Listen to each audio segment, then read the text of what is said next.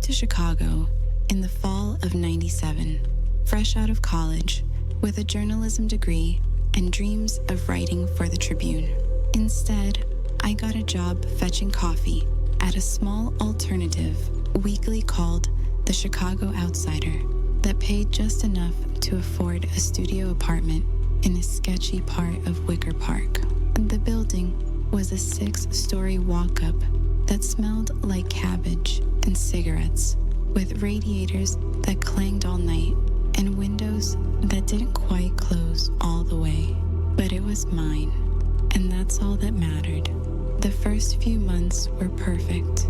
I'd wake up to the sound of the L rattling past, grab a coffee and pączki from the Polish bakery downstairs, and walk to work through streets that still had that post-industrial grit. This was before the neighborhood got completely gentrified, back when you could still find dive bars next to art galleries, when rent was cheap and the music scene was exploding. Every weekend, there was a show at the Empty Bottle or Metro. I'd see local bands that would blow up later. Alkaline Trio, Local H, bands that were just starting to make noise beyond the city. My apartment was on the 3rd floor, a cramped studio with a Murphy bed that squeaked when you pulled it down, and a kitchenette so small you couldn't open the oven and refrigerator at the same time.